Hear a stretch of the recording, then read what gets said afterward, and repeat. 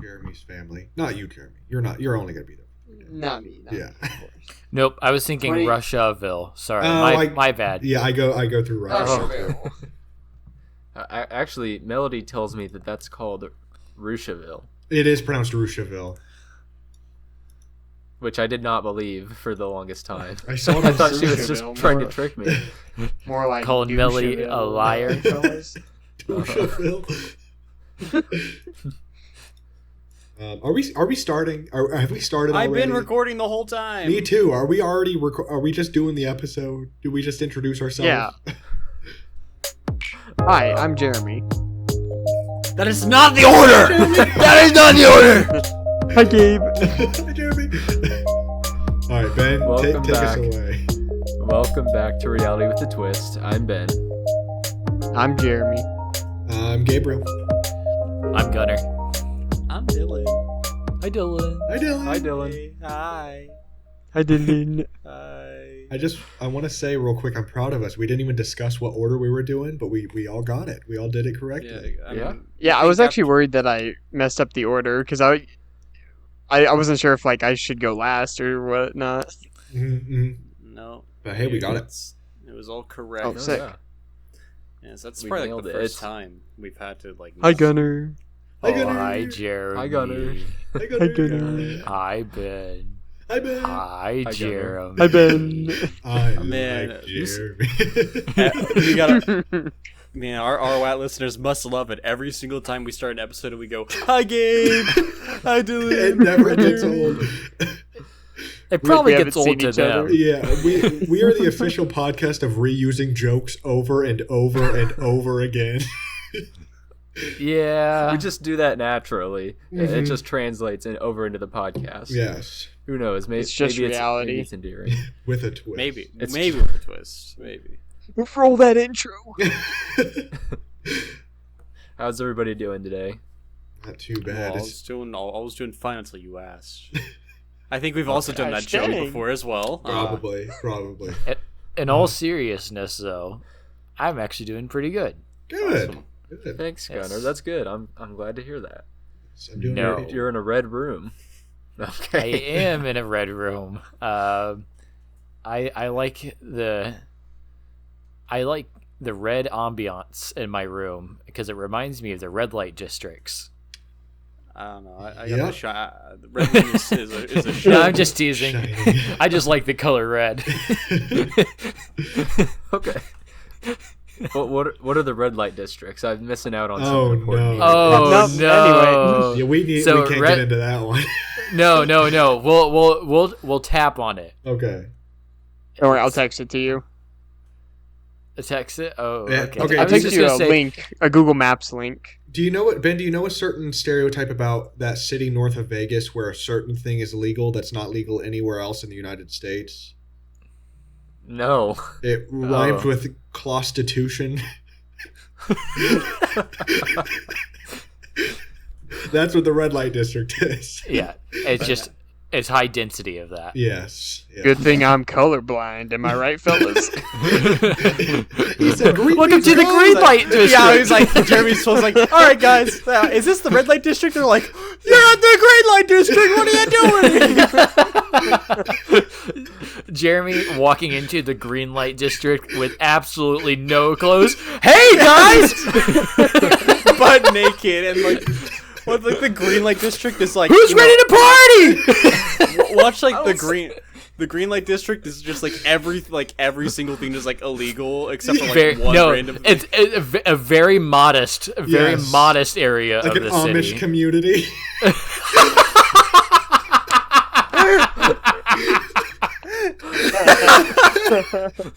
I like your guys' costume. Some guy goes, "Hey, why don't you cover it up with this?" and throws Jeremy a Bible. Why would that be their first? Hey, I don't know. It's an Amish community. Typical Amish person. You better cover it up with this. Hey, if you're Right? Amish, comment Not like below. clothes or something. A rag. Wait, bro, you did not just say if you're Amish, comment below. They can't comment below. Did I tell you? Oh my god. If you ever been to Amish country, comment below. Yes, there you go. There we If you're go. Share on this with your follow fellow at Amish. RYP If you're a Pod. fellow Yeah, Amish, RYP. if you're a fellow Amish listener, send your picture in the comments below. Clothes not required. Don't worry, this is a green light district. Yes, this is a green light district. Okay, what was that? Okay. Anyway, Ben, we have not gotten into it yet. Yeah. So it's hard to move on from that. But today our topic is going to be about the court system. Yay! Yay! Let's go. So I know it sounds very dry and boring, but I tried to find the best. It's like the point of the show. Yeah, that is the show. That well, I was gonna turn that into where I was explaining. Oh, we ruined the flow, Dylan. I don't care. Let's just pretend that part didn't happen. Okay. What are we talking about? We're talking about the court system. I know it sounds boring. It sounds dry. Yeah, it Who does. Who wants to learn about the courts? I know. But Who would wanna do I that? think I found a way that we can make this fun and entertaining. Just like the What? show. Whoa! Yeah. Wow. So what I'm gonna have us try to do is do a little bit of a mock trial that I've put together. Oh. Yeah. So there's a little bit of a storyline that I've put together. Each of you are going to be playing different roles in the court, Okay. and we're going to go through a lot of the different stages and processes that the court goes through. But before we can begin, we have to talk a little bit about those roles. So for today's purposes, we're just going to be going with criminal court. There's all different kinds of courts. We're just going to be sticking to criminal court. We're going to start out by talking about the defendant.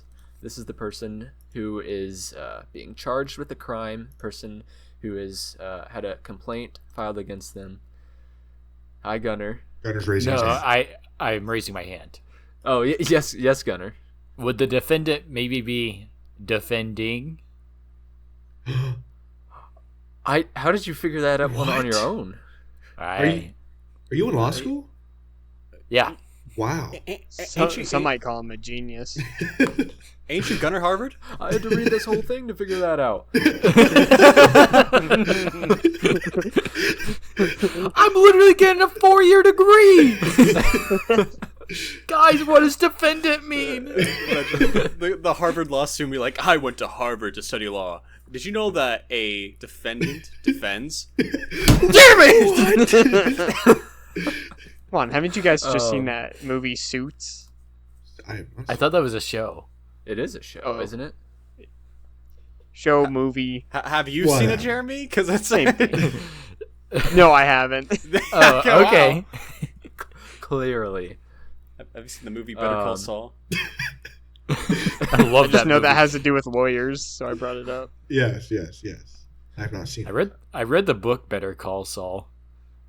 What? I read the book. I like the manga adaptation a lot. Oh, that the graphic novel. Yeah. Better Call Saul graphic novel. Oh, They're on God. Gear 5 for Saul. All right, moving on. Anyways, so I used the word charged, somebody who's charged with a crime, and I want to clear a little something up, because a lot of people get the word charged mixed up. Charged doesn't mean you're guilty or anything like that. Charge is just a fancy word for accused. Charge is basically just a legal complaint, typically by law enforcement, against the defendant, accusing them of a crime. So if you're charged with something, usually it's law enforcement is accusing you of, I'm just repeating myself, of accusing or committing a crime. The defendant for this episode is Dylan. Dylan is going to be Dylan! the one Wow. who is charged with the crime. Wow, what did I didn't do none.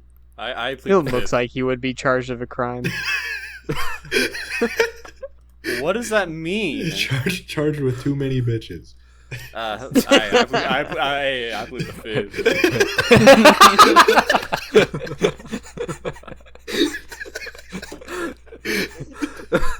Okay, we're going to be getting into what Dylan is charged with Yes. in a little bit. Dylan, I am looking forward to this one though. Yeah. So then every defendant has an attorney or lawyer to represent them. Attorney and lawyer are just interchangeable. They're the same thing. Sometimes, in rare cases, the defendant will be their own attorney and will represent themselves, but that doesn't happen too often. And this attorney, the defense attorney, is obviously the person who is representing the defendant.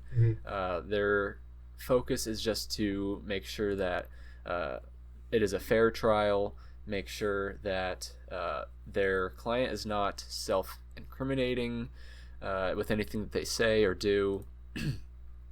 And Gabe, you are going to be Dylan's defense attorney for this episode. My ass is going to jail. Look at my lawyer, dog. Look at my lawyer, dog. Look at what he's wearing. This is not Better Call Saul. Oh my god. This is Better Call Paul. I wish I was calling Saul right now. All right. So What's next? That's the defendant and that's the defense attorney. Next up, we're going to be talking about the prosecutor. So the prosecutor is basically, if there's a defense attorney, the prosecutor is just the offense attorney, for lack of better words. The prosecutor's job is to prosecute the defendant, follow through on the charges, try to get them convicted. Yeah. I also had to read that book to learn that part too. Chapter 357. You'd never believe it's that far into it, but there it is. Yeah. Just said prosecutor. I hardly know her. Man. Are we gonna have a pun after every single thing that I say? Oh my god. I'm sorry. I'm stopping. No, it makes for an interesting episode. He did say good. Gunnar, you're gonna be the prosecutor of this case. Hell nah. You. My ass is losing. So you're going to be trying to get Dylan convicted of this crime that you're going to be charging him with. Okay. And then finally, one of the most powerful, probably the most powerful entity in the room is the jury, not the judge. You'd expect me to say judge, but really the judge's job is just to maintain order in the court. That's also in the book. Wow. Also in that one episode of the sitcom where the judge goes, "Order in the court," and he slams his little mallet on his desk. Yes. No, that was the. It's the called show, a not the gavel. movie. Oh yeah, that was Oh, the gavel, my fault. Do you guys remember the gavel in high school? Yes. Oh my god! Didn't we? There was the gavel, and then there was the bear stick that we got taken away from us because Yeah, the bear stick got banned. What were we doing with the bear stick? Nothing. I was swinging it around, and Mr. Bear's head came off, and walks in, split second after the bear head fell on the floor and said, "Gunner, enough!" and takes Mr. Bear away from us. How did we even get? Okay, for our listeners, the bear stick was literally just a whittled, like, wooden stick, like a walking stick that just had a bear head on top of it. That was all, and we just played with it all day in high school. Dude. And its name was Mr. Bear. Mr. Bear. Honestly, my memory is so skewed because the reason I thought we got it taken away from us is because, like, we kept going up to each other being like, "Rawr,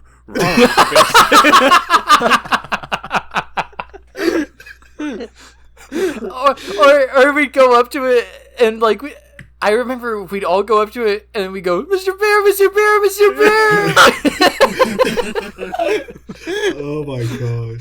And then we had all the unbearable puns we did around him. And then we had the gavel that was left at my work. Somebody left a gavel at my work. So I brought it to school, and whenever we had our radio meetings, the gavel always came out. All right. All right, back on track. Okay. Poor Ben. Ben was the Hey, only that's a good Tame one. Impala song. Well, which one? Back on track. Oh.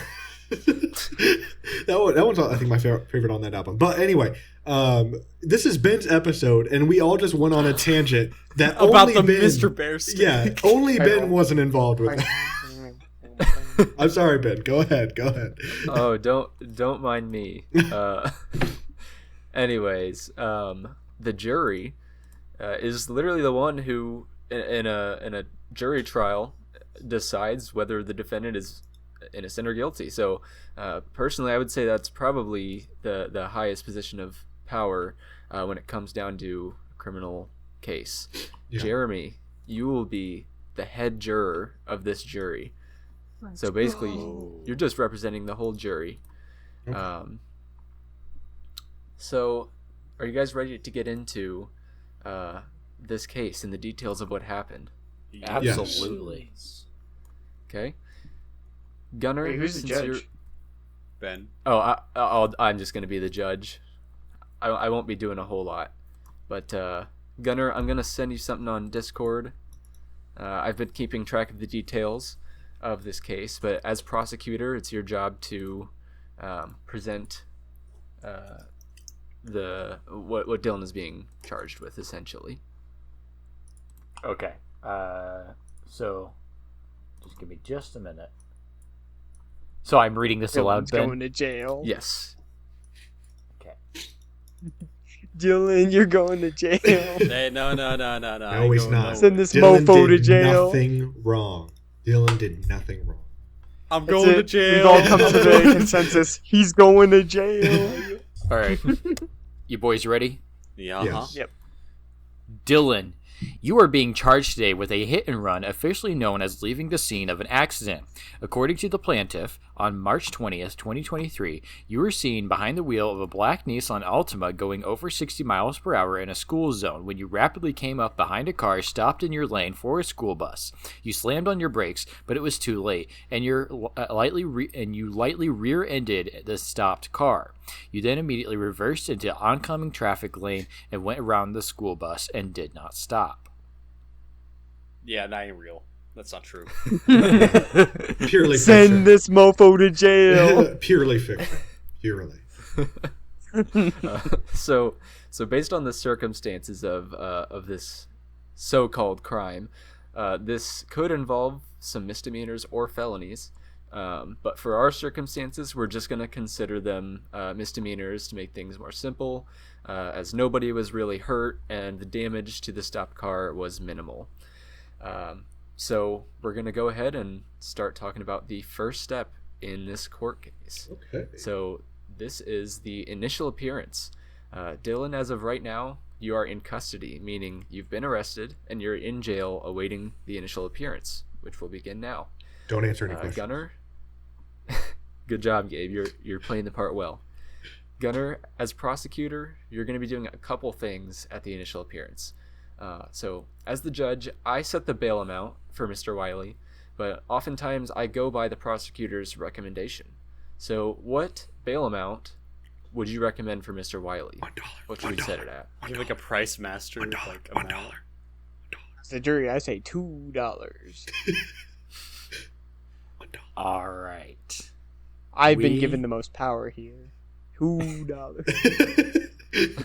The $2 bill. No, Jeremy. No. That's double the amount that I want.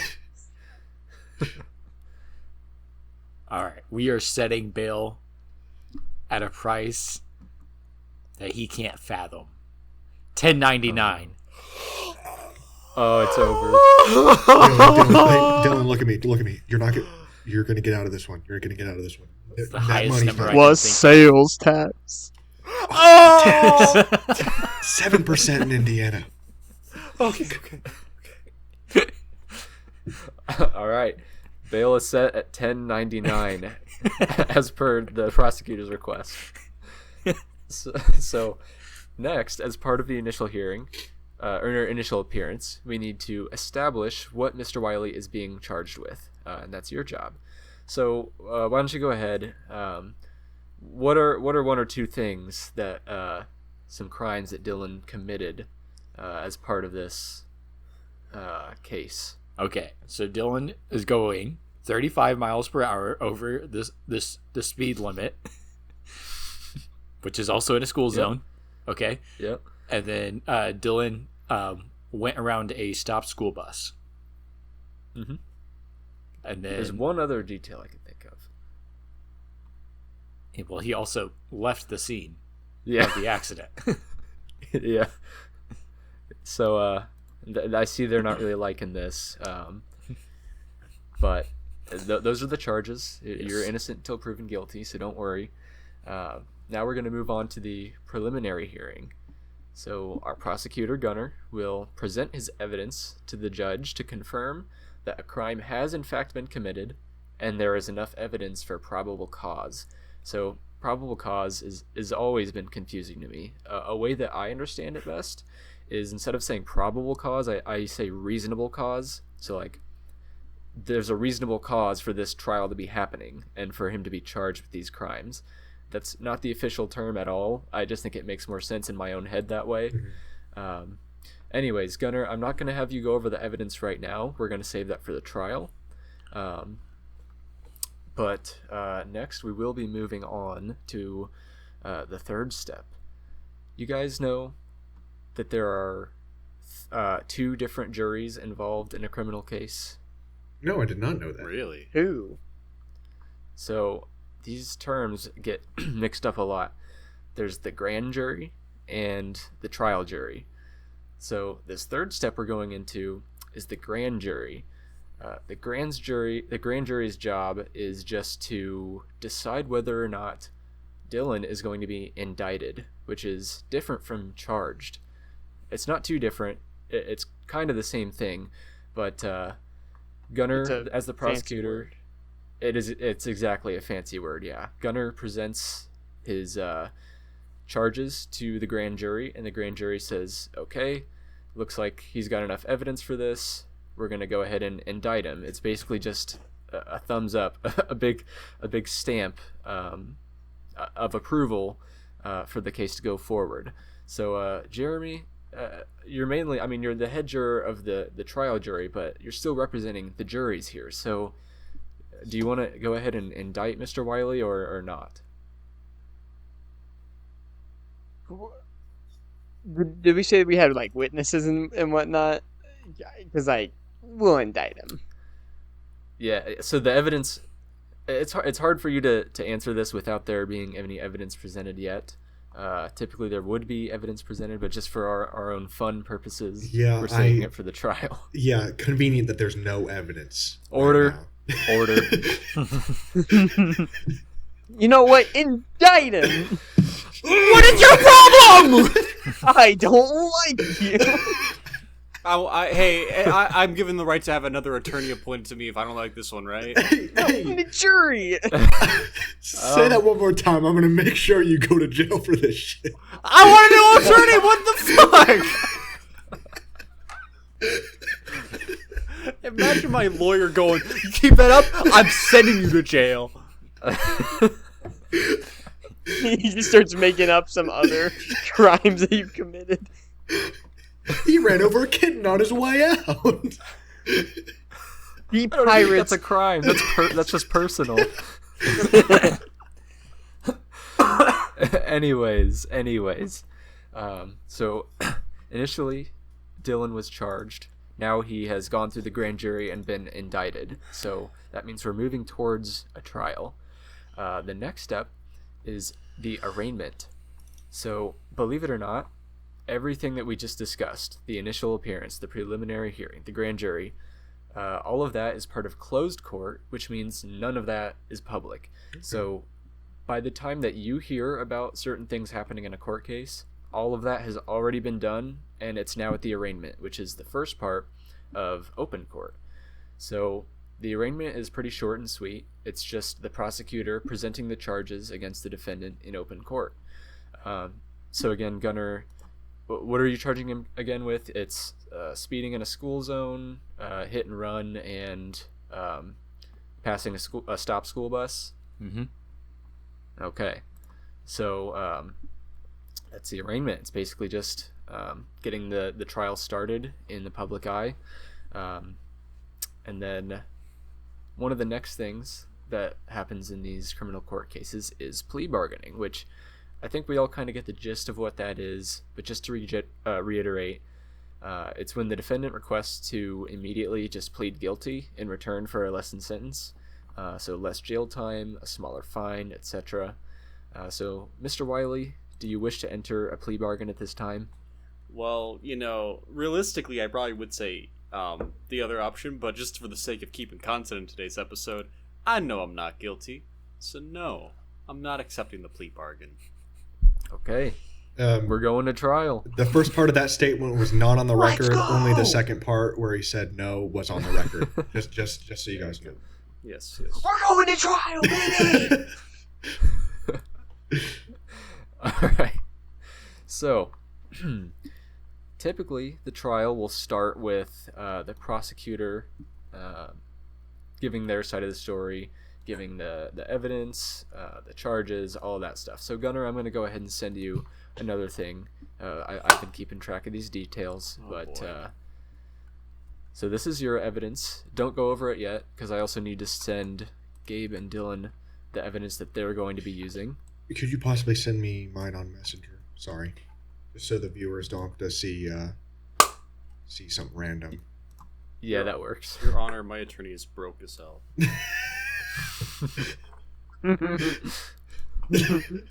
So remember, don't share any of this stuff until we get this trial going. And then I'm sending Gabe yours. Can I just text it to you? Yeah, that's fine. Okay.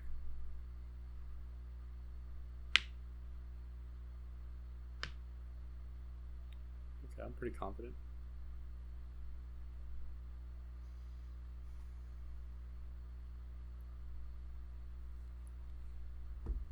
Yeah, we got this in the bag. Yeah, I'm confident. All right. So, Mr. Johnson, as a prosecutor of this case, why don't you go over your side of this case and make sure? I mean, you're wanting to convince head juror Jeremy over here, so Okay. you gotta be convincing here.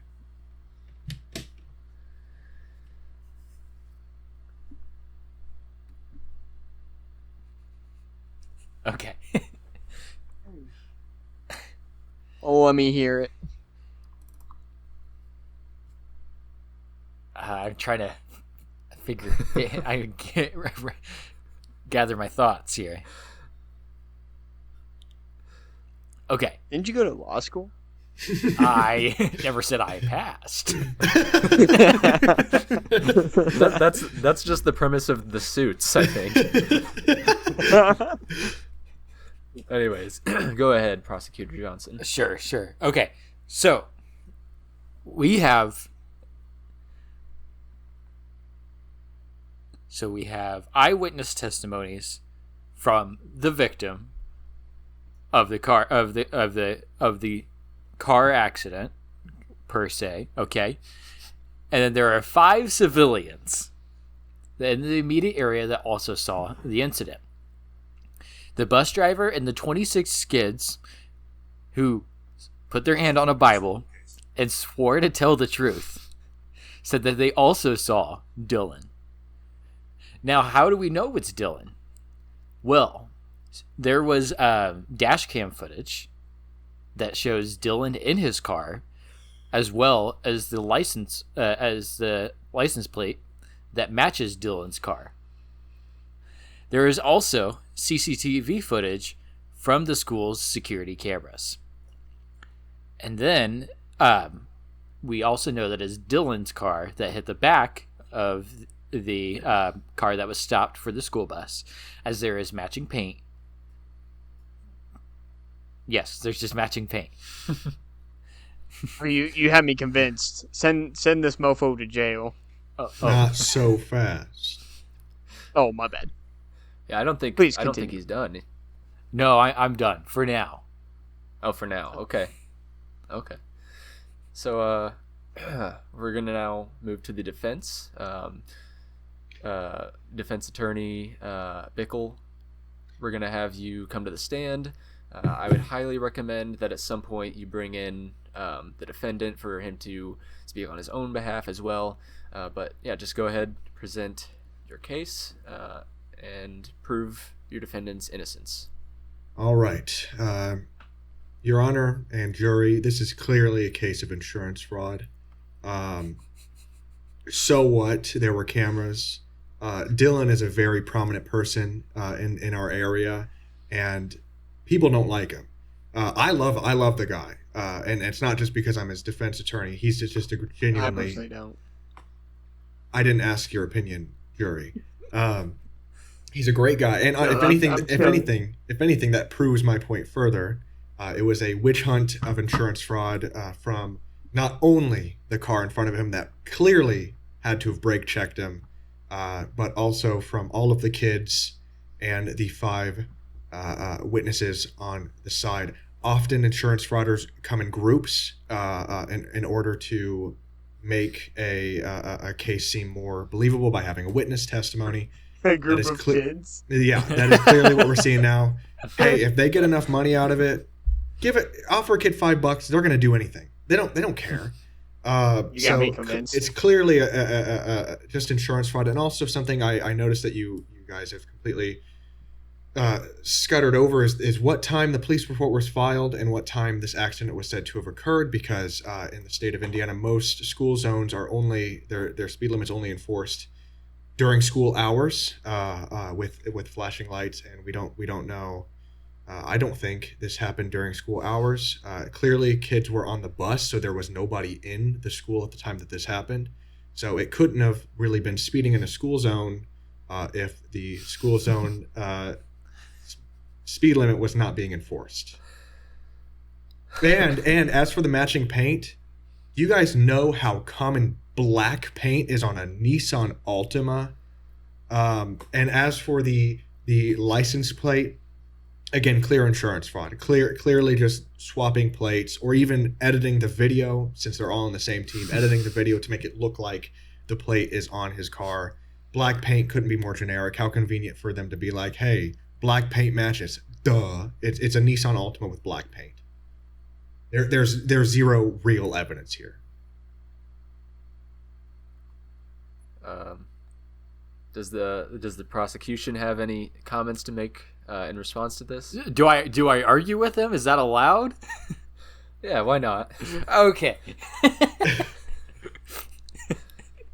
So, if we're in front of a school and there's a school bus out and it's full of kids, I would imagine that means that school just got out, right? Do we have the time of the incident? Yes. What time? It would be. It should be on the CCTV footage and the dash cams. What's this? I'm reviewing the CCTV footage on the dash cams, and it says it's at 3:30. School got out at 3:15 per the principal. So no students are on the premises. They're on a vehicle, a moving vehicle. They are not on the premises of the school. That's not true. These are only the students that are going home via school bus. There are still car riders, and there are still after-school activities going on. This was an elementary school, right? Yes. The fuck are the kids doing? They're picking their nose. They're going home. They don't care. They're going home. They're gone. They're looking to claim some insurance. They're not going to band practice. They don't have the money for instruments. They're going home. No students on the premises, and there's no evidence that there were any students on the premises. Also, I just want to cut in here really quick. Dylan, if you at any point want to step in and also speak, you're totally welcome. And also, Jeremy, if you ever have any questions or you want to bring anything up, you're also welcome to do that as well. I will not be speaking until my defendant calls or my attorney calls me to the stand. Please and thank you. Write that down. That's incriminating. I don't want to look like a fucking idiot. What do you mean? I called Dylan to the stand. Dylan, hi. Yes. How's it going, man? I'm doing all right. How are you? Dabs him up. So riddle me this: Did you go to school? I I mean, I had to go to school. A well-educated man, and not only a well-educated man, but a man with empathy. He empathized with the children at the school that weren't even in the school when this happened. Clearly, he wouldn't have the heart to ever actually speed in a school zone. And if a car brakes checks him for insurance fraud purposes, that's not on him. That he is a child appreciator, not a child lover. That's going too far. Okay. So Dylan, I have some questions for you. Yeah. So Yes. what were you doing at the school? Motherfucker was driving. I'm not at the school. I'm on. What do you want from me there? Okay. Clearly Fine. trying to place you're- Dylan in a place if where you're he wasn't. if you're a child appreciator and you don't have the heart to go 60 in a 25 mile per hour school speed limit zone, then why did 2 minutes before the incident there's a group messenger chat saying, so you're telling me you guys actually obey those stupid school zones speed limit signs? LOL. Now, how Write that down. We have a gasp from the jury. Sorry? We have an audible gasp from the Oh, jury. yes, Write yes. that down on the Yes, transcript. yes. How was this phone evidence acquired? Oh, there was a search warrant given for Dylan's phone. Why would that ever be given for Dylan's phone in a speeding? Are you questioning the court of law? Yeah, It's a hit and run. Yeah, why does his phone have anything to do with Mr. that? Bickle, I don't really like the attitude. Yeah, I can't. I'm just. I know in my heart of hearts that Dylan is innocent, and I just get frustrated when I see people trying to do a witch hunt on him. Who's the witch hunter, Gabe? You, Mr. Johnson, and all of your little witch hunt friends, and those little freaking kids in the school. Freaking kids! I would just call the whole bus of elementary school kids witch hunters. I don't think I need to say anymore. I get passionate when I know that my client is innocent. Dylan, you're free to get off of the stand. Until I'm called back up, I will not be answering any other questions or making any other comments. Wait, hang on. Can't we just ask him the question? Like, did you hit that bus? Were you going 60 miles? Like, when he's on the stand? Because he's like, he has to tell the truth. He can't or lie plead under the oath. fifth. Yeah, that would be a good strategy for the prosecution. I called Dylan to the stand. Nuh-uh. Hey, Gabe, Dylan. can you call Dylan to the stand, please? Okay, Dylan, I call you to the stand. Oh yeah, totally. Yeah. Hopefully this ain't gonna go badly. Hopefully this won't end badly in my favor. All right, Dylan, we all make mistakes here and there. Things happen. no. Uh-huh. I just last week I left the refrigerator running and I didn't catch it. And Why didn't you wait? Why didn't you run after it? Why didn't you run with it? Like this. Why didn't you run with it? Order in the court. So, Dylan, hitting the back of a car, when it was stopped for a school bus that was trying to drop off some kids, and going 60 miles in a school zone, and passing a bus that stopped with its stop sign out, and it's illegal. But Dylan, did you do all these things? I mean, what exactly are you wanting from me here? The answer, Dylan. Dylan, you can get back off the stand. I'm take helping it off. away. I'm helping off. So He so hasn't here's answered the question. so here's something. Plead Here's the something. fifth. He pleads the fifth. I can speak on behalf of him. I have power of attorney since I am his attorney. Anyway, so Okay. here's something else. Just to further prove the insurance fraud, not only just is it a theory, it's the truth. Why is a school bus in a school zone dropping off children?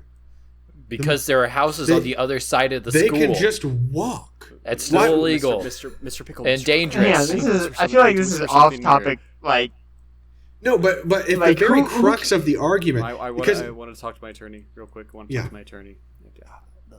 The school speed lights, they're broken. They're broken. The school speed lights are broken. broken. Okay, quick question, Judge Ben. Yes. So, with all this evidence and whatnot, would it be a better strategy for the defendant to just try and lower the charges? Well, the defendant had that option with the plea bargaining stage, but for some reason just really wanted to go to trial with this. Because he knows because he's I'm innocent. not guilty. I'm not Yes. guilty. He said it there. I feel like it would have been better to do that in the jury's opinion.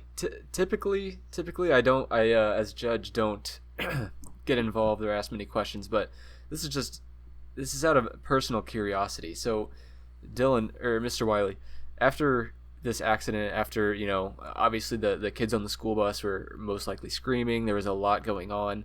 Why did you just drive away? What, you didn't stop? Listen, you might be. I mean, obviously, there is a lot of discussion here about who had done it, like who's done all this. Hey, Dylan. Yes, Can I answer this one for you? Okay, fine. So, in every single insurance fraud case, the best thing to do is to drive away. Because if you stay at the scene, not only are you in danger of being frauded out of money, you are also in danger of being physically hurt, because the kind of people that do this are also the kind of people that get aggressive. It is actually recommended, if you're in an insurance fraud scenario, no matter what the circumstances, if you know it's insurance fraud, you are supposed to drive away from the scene to get yourself away from the perpetrators. It was insurance fraud. And do we even know? So in this scenario, a bus left the school, so there's no kids were on the school grounds. And then it immediately stopped in front of the school, in the school zone, to drop off children. Do we even know that all the equipment that the school bus was using, all the equipment on the road, all the equipment of the supposed victim's car was working? Were the brake lamps working? Were the school bus's lamps working? Even if you see something on a CCTV camera or a dash cam, easily could be reflections from the sun. This was taken during the day, after all. So I think that in itself is enough reasonable doubt to completely acquit Dylan of all charges. I'd like to call the school bus mechanic to the stand, who had inspected the school bus the morning of. Ben, Where'd it go? Yeah. did you actually tell him that? No. Okay, that is clearly just Gunnar Johnson. That is clearly Gunnar Johnson. Hey yo, it's me, school bus repairman. I inspected that school bus hardcore this morning. It's clean. It's clean. It's clean. It's clean. Okay. So I never mess up. Hey, Mr. I Mechanic, never miss a thing. What is your full name? What is your full name? School bus mechanic. That is not your full name. And even if it were, you look genetically identical to Gunnar Johnson, who has conveniently left the room. My name's Objection. School Bus. Objection. School Bus Objection. John Mechanic. My attorney. Check Which your actually- phone. Attorney, This check actually your brings phone. up a really good question. Have we ever seen Gunnar and an actual school bus mechanic in the same room ever Exactly. in our Exactly. lives? Yeah, what are you talking about? I'm right here. Oh, Gunnar! See? What the? No, they're not in the same room. Hey, Dylan, what do you want to talk to me about? Check your phone. Check your phone. Okay.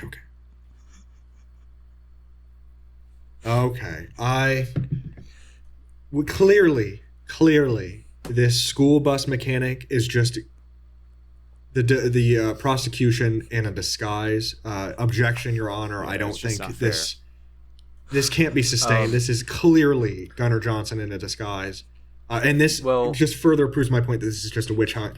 And go ahead, Your Honor. Yeah, this is all just hearsay. I mean, we don't have any kind of proof that. Hey, Mr. Mechanic, can you take your hat off for me?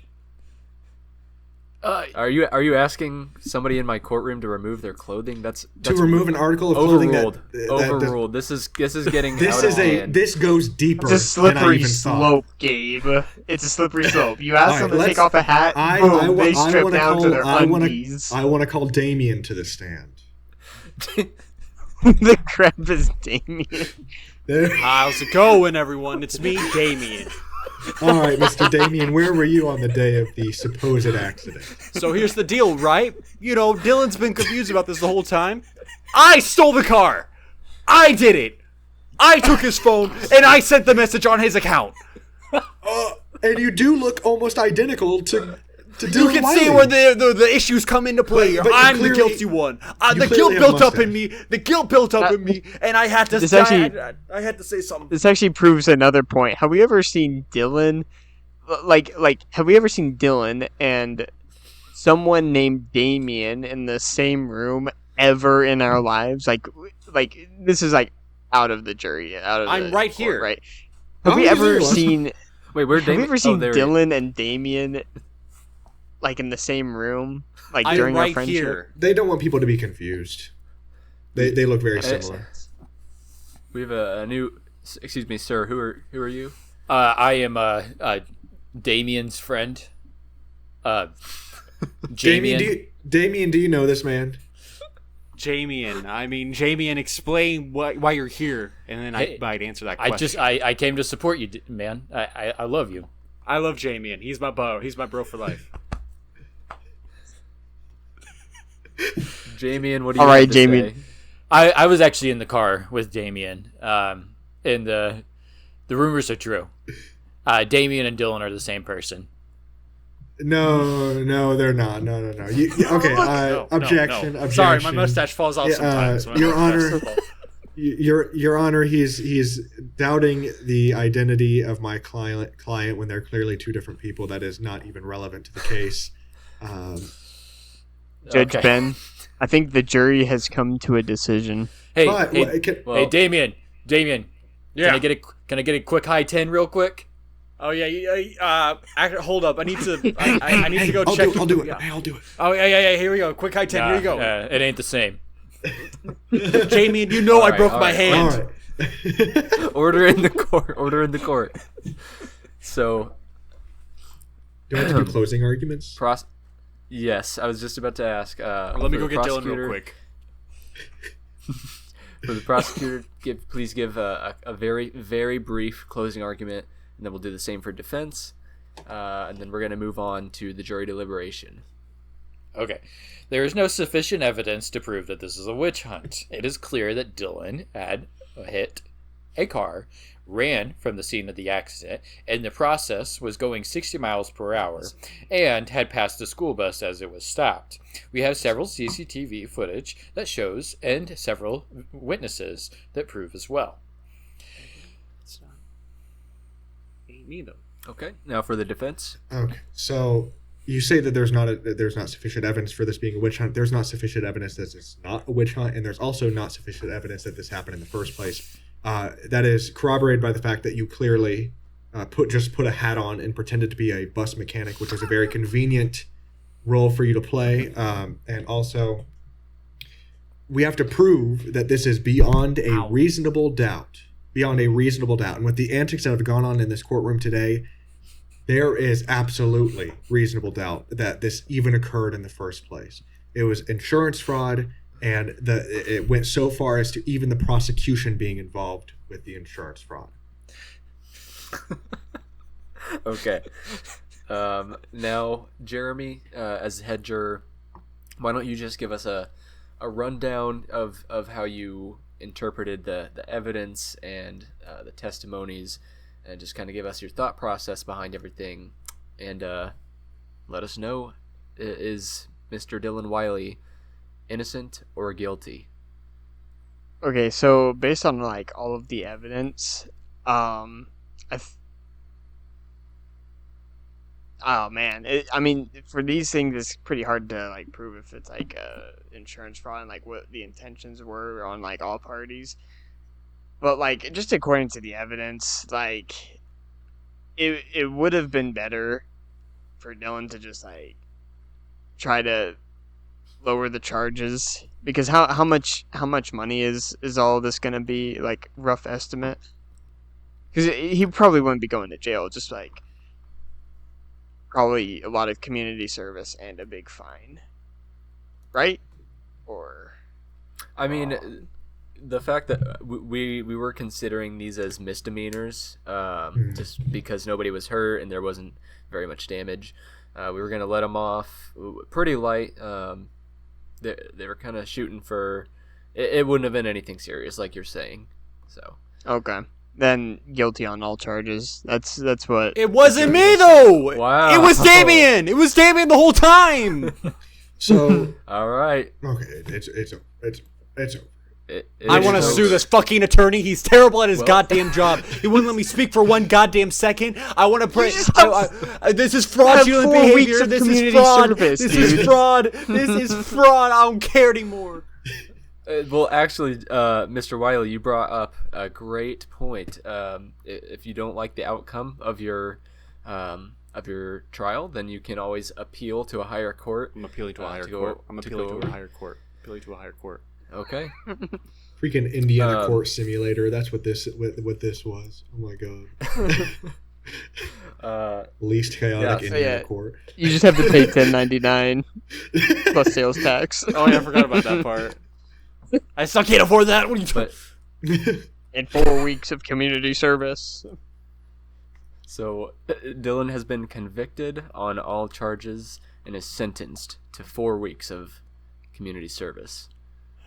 And $10.99 plus And sales tax. $10.99. This fucking bullshit. This is bullshit. So yeah, that was pretty much it. We went through pretty much the whole court process. I mean, there was a lot of stuff left out. And then also one thing I wanted to hit on is there's a big reason why the court process is so slow. It usually takes months and months for all the pretrial stuff to happen. Just because, like, think about it. How many people are in jail awaiting trial? How many people are getting charged with crimes every day? And everything that we just went through, all of those steps have to take place for every single defendant. And there are so many people involved in every step, so much paperwork, so many formalities, so many scheduled appearances. So, like, you got to understand why the courts seem a little slow. They're definitely very overworked. The amount of staff and man hours and work that goes into all of it is mind-boggling. But we made it through on our own little reality with the twist court segment. Dylan is guilty. Everybody is happy except for Dylan and Gabe. Can I now that the trial's over, can I show the viewers this text that you sent me? Yeah, you can show and read about the evidence. Spotify. So let me crop this real quick. Just a sec. All right, just a sec, fellas. Sorry. By the way, all of the evidence that Gunnar went over was evidence that was documented for this case. This is I'll put this up on screen too, but this is what Ben said to me. You have no evidence. He did it, but you still have to try your hardest to defend him. I had nothing. I was given the same info You did too. very well, actually. Why, thank you. Yeah, that was pretty good. All right, good work, everybody. I had a lot of fun with that. Yes. We're probably gonna have to try to speed through the last segments. Oh my God. We've been going for like 50 minutes now. Okay. I don't have a legal fact. Okay. Sorry, go ahead. I was just gonna jump right into weird news. Yeah, please do. So, where's the worst place to find a snake, fellas? If you had to guess, where's the The worst? bathtub. Bathtub. My boot. The shower. Toilet. Like, from the Toilet. shower head, just like snakes coming out of there. Oh, that's like horror movie. But one of you guys were right. Let's get into the story. As always, this comes straight from the Associated Press. In Tucson, Arizona, like a scene out of a horror movie, Michelle Lesprin, I believe, returned to her Tucson, Arizona home to find a snake had set up camp in her toilet. I had been gone for 4 days, and I was looking forward to using my own restroom in peace. I lifted up the lid, and he or she was curled up. Lesbrone told the Associated Press, "Thank God the lid was closed." The hysterical encounter, very funny, Associated Press, they wrote hysterical. Encounter happened July 15th But Les Brown has been getting messages from family, friends, and even people she went to high school with since Rattlesnake Solutions, a Phoenix-based company that removed the snake, recently posted an employee's video. The 20-second video shows the snake being pulled out of the toilet bowl and hissing straight at the camera. Everybody has the same reaction. Oh my God, that's my worst nightmare, she said. People thought it was a prank or a prop, but it was very, very, very real. Her father tried to wrangle the snake that same night, but it slithered away, so she called Rattlesnake Solutions the next morning. What do you fellas think? Oh, it was a rattler. Yeah. Oh, no, it was not a rattlesnake. That's just the company name, Rattlesnake Solutions. Let me see if I can find the breed of the snake. Because if it was like a little garter snake. The species is non-venomous. Yeah, okay. Yeah. So what would you guys do if you found a snake in your toilet? I mean, I'd freak out. I'd Rightfully so. cry. Yeah, I'd be like, oh, geez. Drop the toilet lid and then go call some other people to hype me up to get it out of the toilet. Oh, okay. Same. Oh, yeah, Ben, same. You call some people to hype you to get it out. Okay. I would not. Get it, Jeremy, get it! Okay, guys, I can do it. Ow! Face starts puffing. But yeah, that's our weird news today. Just check your toilets, man. That's always like like an urban legend that snakes hide out in toilets. I think that's only really a hot climate thing. I don't think we really have to worry about that in Indiana. But just, it never hurts to check the bowl you're about to use. That's our weird news for today, fellas. Thank you. Good point. Thank you. How about a good old pharmacy drug fact? Okay, so today we are talking about a little drug called cyclobenzaprine, or Flexeril. Now, I don't think any of you boys would recognize that because I don't think any of you guys have muscle spasms or need a muscle relaxer. So, cyclobenzaprine is a muscle relaxant that is structurally related to tricyclic antidepressants. Pretty interesting. And then, so all it does is relieve skeletal muscle spasms of local origin without interfering with muscle function. And then, so you got stiff muscles or you got muscle spasms, cyclobenzaprine might be an option for you. So, but certainly check with your doctor. Don't take my advice. So, and then, it also comes, it's very much needed prescription, and there are known risks with pregnancies, and interactions can occur with alcohol. Fair. Now, you say there are known risks? Yeah. I have a question about that. Sure. So, with muscle spasms, is this for really bad muscle spasms? Because usually muscle spasms happen because of a lack of magnesium in the body. Would magnesium supplements kind of also replace that? So I would say yes and no. You'd usually, so for any drug you take, you can't just solely rely on a drug to fully fix everything. There usually has to be some action in conjunction with taking the drug. I say you have high blood pressure, and let's say doing things like cardio to lower blood pressure might be the way to go. Or even with our talk on depression and anxiety, seeking therapy, right, to reduce stress, or we're living in low stress environments. So muscle spasms can happen for numerous reasons, whether it's things like neuropathy, which can occur from diabetes, or even things like workplace incidents where nerves are directly damaged, or it can, be the lack of magnesium. It could even be genetic disorders where muscles do not properly pull, or let's say muscles can't properly build, or don't retain their strength. So it tends to cause things like rigidity as well. So but I can look more into that, Jeremy. Okay, I was just curious. Things like, especially working out and stuff, where you're burning through ions and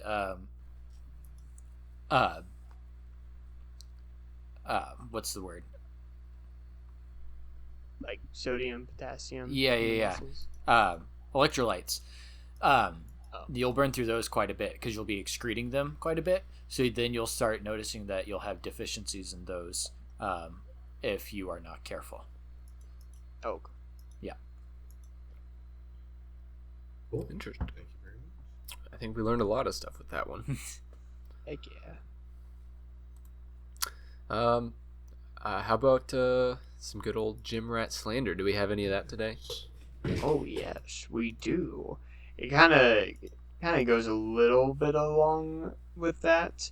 And this is, you guys are probably not getting enough sodium.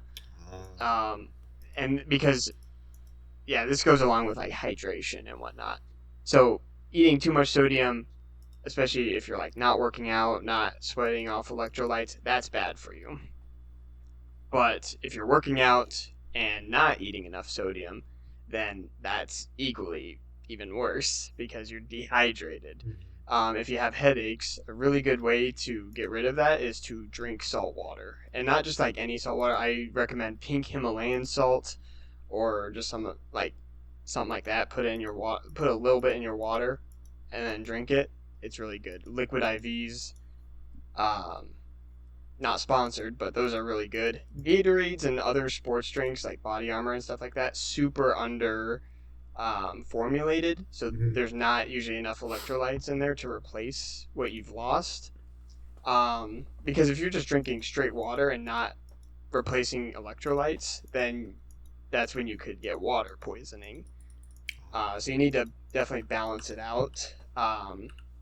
So eat your sodium after you work out, and you'll be like rehydrated, actually.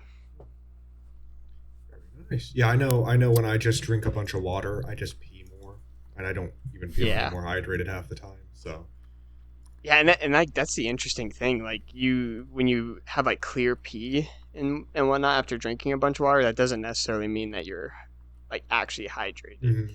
It just means that you're drinking enough water and peeing it all out because there's like an excess in your body.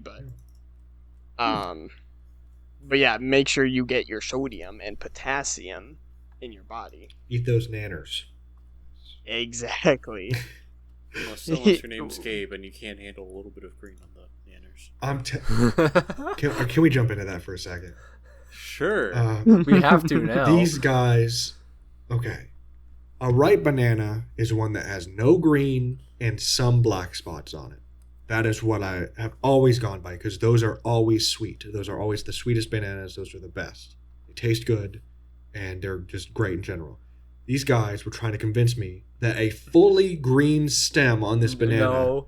Yes. No. It was a fully fucking green. It was a full. No, you guys are trying to change the story now. It was a fully green stem. And it was even. Can we bring Prosecutor Johnson? Johnson, come in here. It was bleeding slightly into the actual banana. And when Dylan tried to take, I don't know if it was Dylan or Ben, it went when he tried to take it off the thing. Not ripe. And they were trying to convince me that it was perfectly ripe. Here's the deal with me. It's not the fact, because you know what, fair enough. You might have thought it was a little bit under. You know, I typically don't like throw up my hands about these things. You literally, like, were so over dramatic, and like that little tiny bit, you're like, I can't do that. I can't. It's not ripe enough. It's not ripe enough. If there's another option, and it takes very minimal effort to just put them on a stove for a second to let the sugars, you know, come out a little bit more, I'm gonna do it. It's not that much effort. Here's the thing too. You were acting like the bananas are gonna be perfect, like the day after we bought them. I was thinking, yeah. Usually, if they're a little bit green and you buy them, then they like within a day or two, they're not nearly as green. And what banana is brown within a day? Not brown, just not green.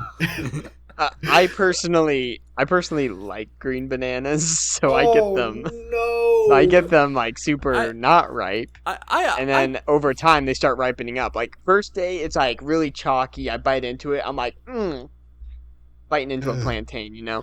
But then by day 7, by the end of the bunch, it's got like spots on it. It's like, okay, this is a little mushy now. He goes through the whole range. Here's the thing too. It's like, because Gabe, I agree with you. I agree with you that like the ones with like little brown spots on them and like fully yellow, those are the best. But the fact that you made such a big ordeal because you guys are trying to convince me that they were fully ripe, they were perfectly ripe, because we wanted you to eat a plantain, okay? So it came from a bad it's place. a nanner.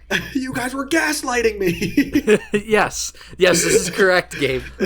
So Gabe's only telling half the story. So we had made Nutella banana pancakes, okay, and we had also got a plantain and cut it up, and then and then we're like, oh, let's try a Nutella covered banana or something, right?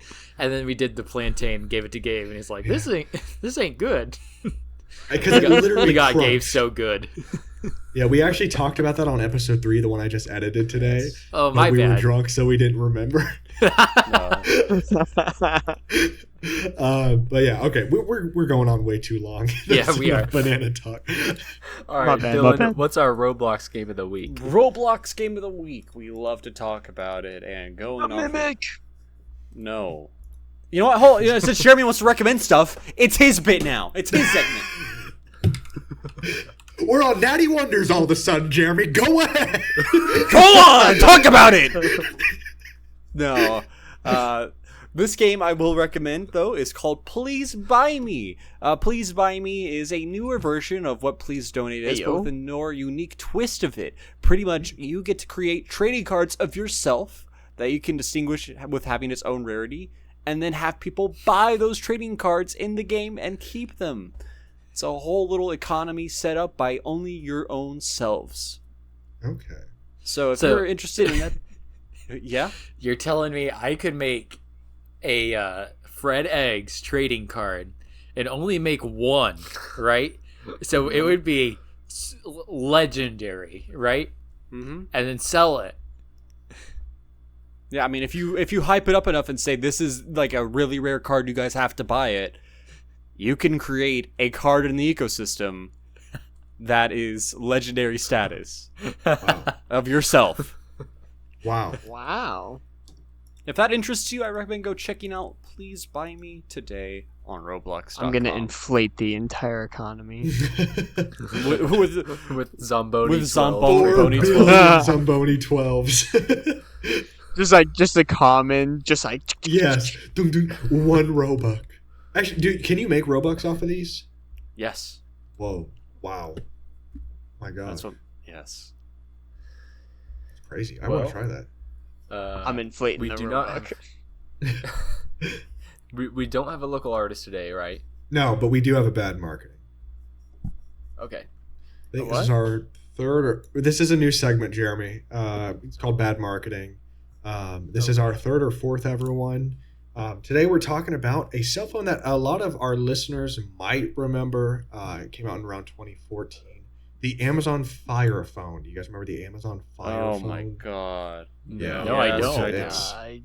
I don't. I Yeah, do. you guys can look it up. It was crazy, and the reasons we'll get into it. The phone came out in 2014, and it was Amazon's first attempt at a smartphone. As far as I know, it was their only attempt at a smartphone. They actually packed some pretty cool technology into this phone, like an array of cameras on the front of the phone that could accurately track the user's face, like depth-wise and everything.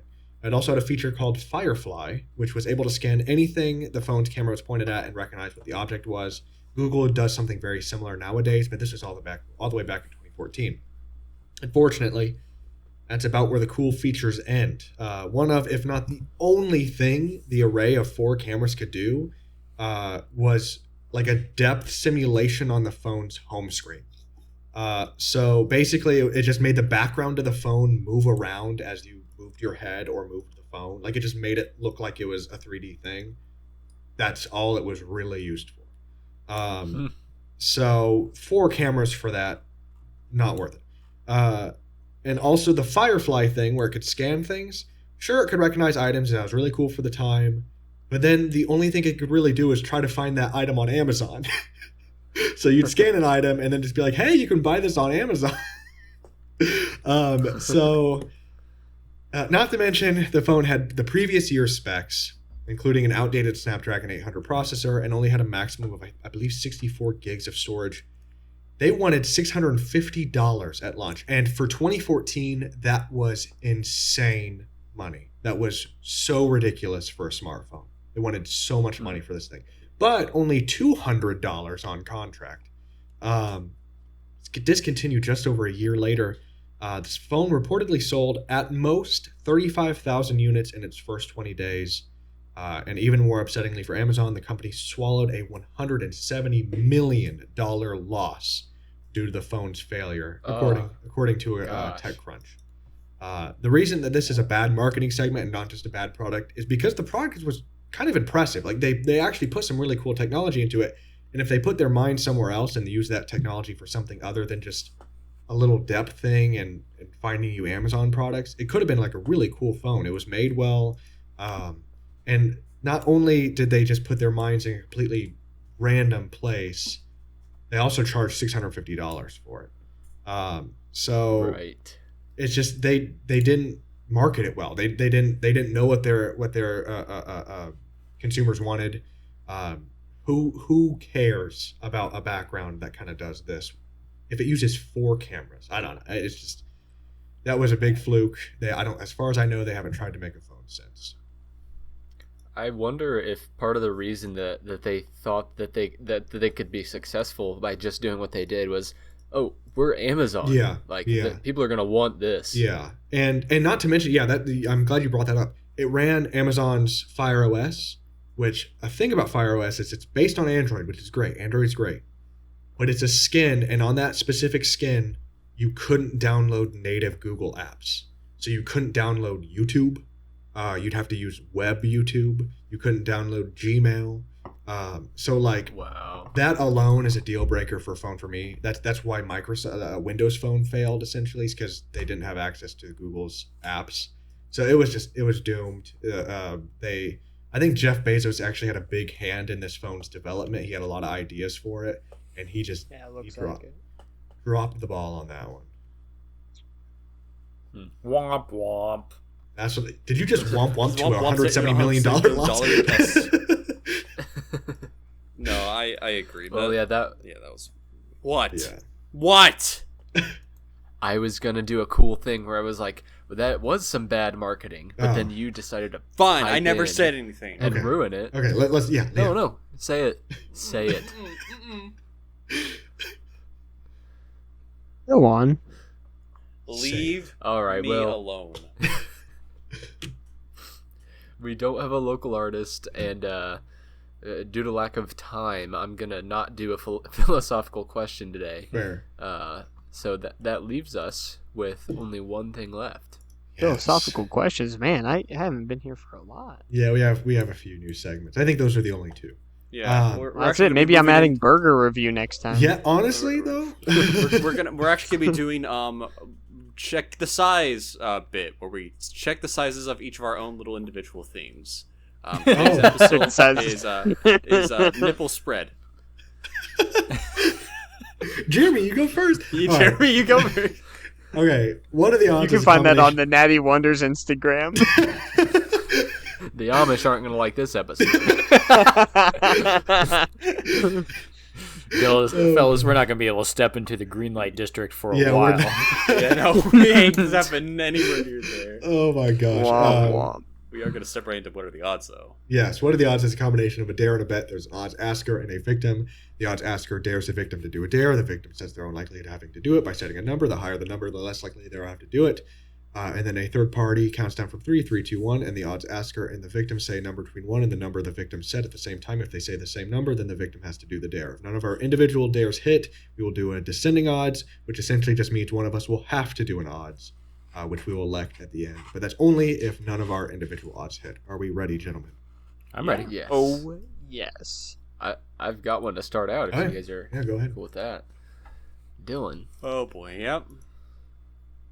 what are the odds that you go on Please Buy Me and you sell, let's say, I don't know, 5 Mario Dylan cards, That's it? That's it? That's it. Oh man, That's it. I will say I haven't done enough research on the game to see like how much effort it would take to make a five Mario Dylan cards. So I'll just go ahead and say 10, just for the sake of it, because I don't know. I didn't do enough research on that aspect. Okay. 3, 2, 1. 7. 1. Okay. I'll go next. All right. I'm trying to decide who. Jeremy, Oh yeah. Yes. what are the odds you record a story on your Instagram right now saying you're thinking of going on America's Got Talent because you have an amazing Nah. singing voice, and then say you're going to give your viewers a little sample, and then just go like just scream sing just. And then at the end say, please tell me if you think I'm good enough. Please DM me and tell me if you think I'm good enough. Oh, jeez. Yeah, he's got to set up like the guitar ones that I did or whatever, where I'm like, hey guys, check out Yeah. the next slot, check out the Yes. next post, and you can see. I'll go with 12 on that. Okay. Okay. 3, 2, 1. 10. 2. Oh, Redo it. Oh, yeah, it added up. We're doing Toronto rules, I believe. I don't know when What? that changed, but we are doing Oh Toronto yeah, you rules. really haven't been around for a bit. Yeah. We do Toronto This rules is now. like all season 3 Toronto rules. No, it's We've like actually done it since like anytime. halfway through season 2. We've started. We just randomly one day started going by Toronto rules. I don't know why. What? Yeah. No, I don't I want to think do it's this so funny that anymore. No, We no, refer to it's still them as 12. Toronto rules. It's still 12. It's still 12. Don't worry. All right. Okay, all right. fine. 3, 2, 1. 3. 3. Just kidding, idiot.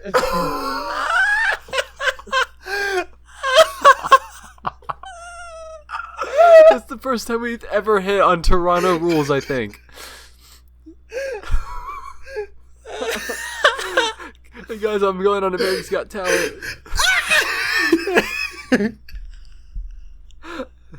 Jerry, you can.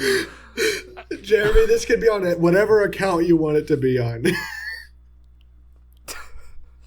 And if people are asleep at your house right now, you can do it like tomorrow Yeah, morning. you or don't something. have to do this tonight.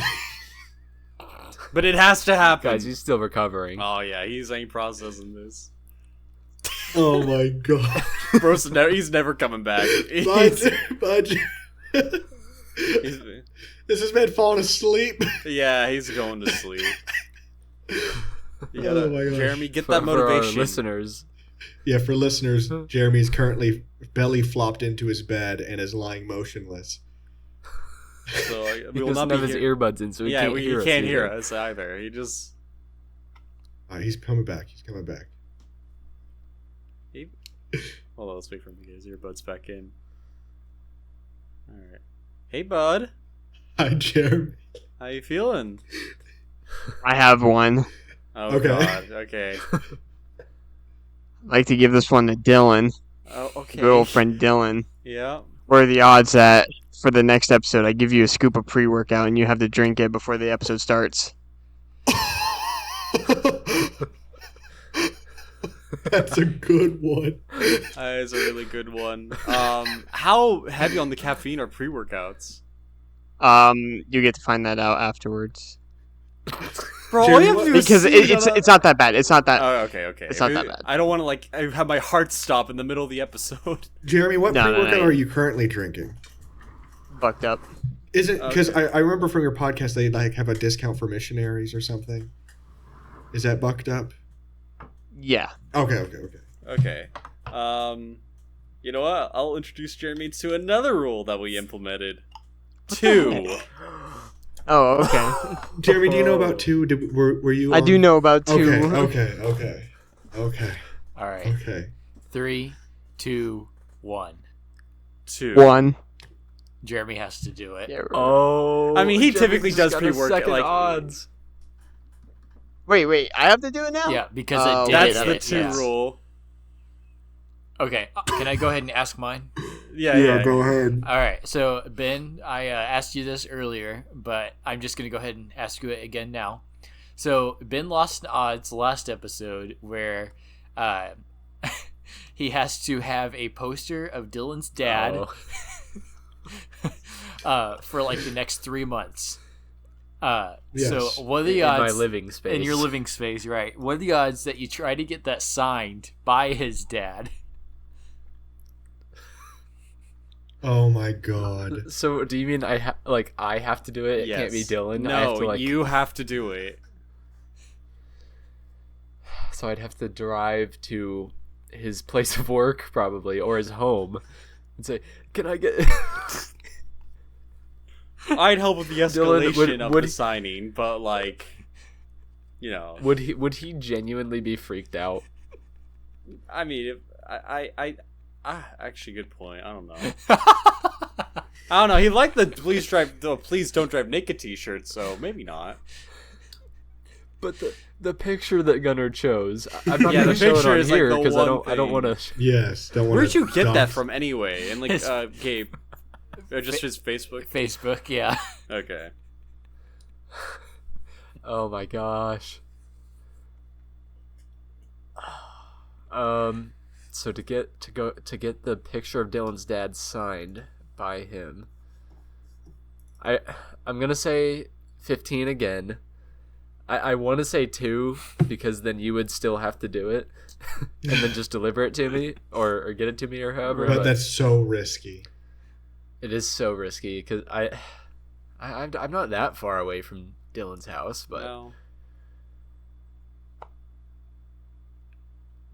So what number are you going with? 15?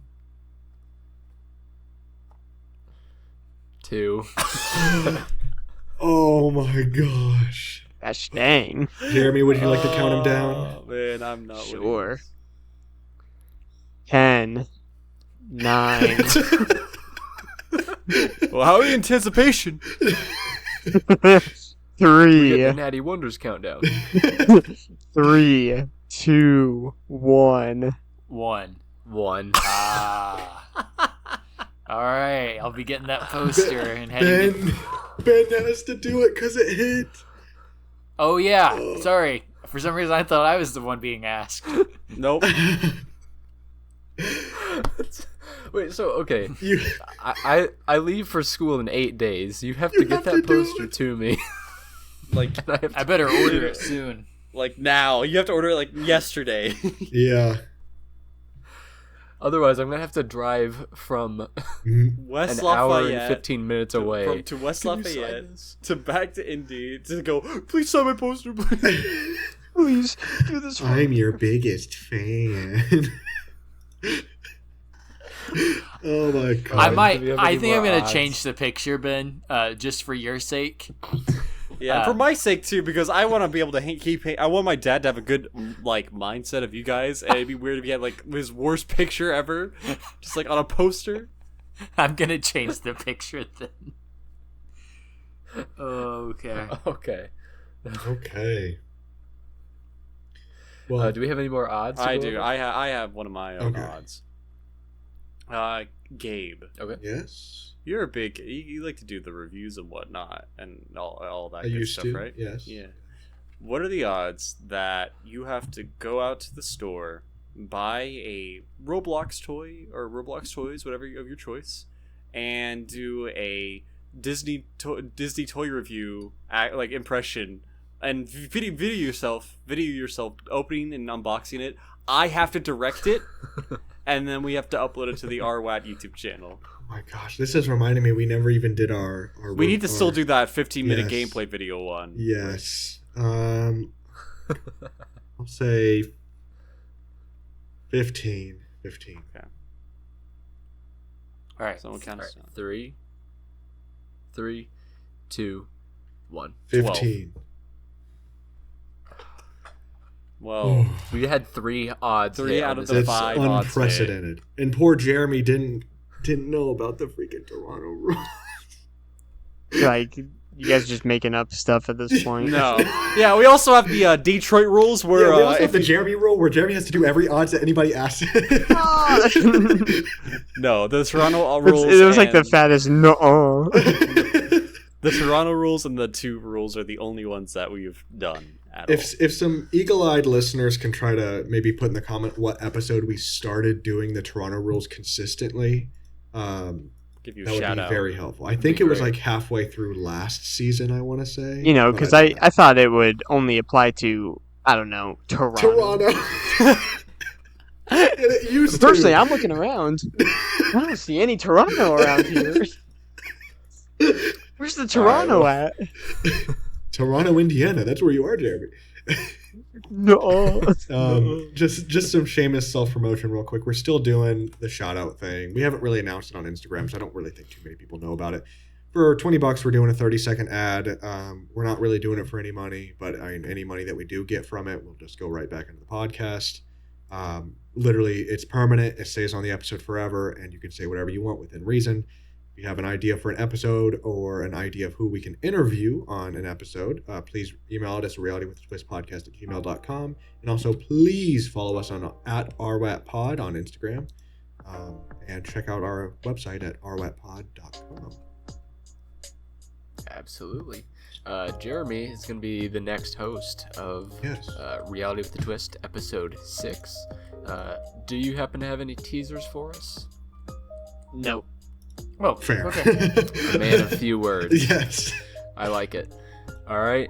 Thank you so much for tuning into Reality with a Twist. I had a lot of fun on this episode. That's a lot of fun. I'm Ben. I'm Dylan. I'm Jeremy. We were doing so well. I Nah, that was Dylan's I fault, man. panicked. That I was Dylan's panicked. I panicked. I Guilty panicked. on all charges. Order in the court. Yeah. From the top. Thank you for Yes. thank you for listening to Reality with a Twist. I'm Ben. Nah, I'm Jeremy. I'm Gabriel. I'm Gunner. And I'm Dylan. And we'll see you on the next episode. Bye-bye.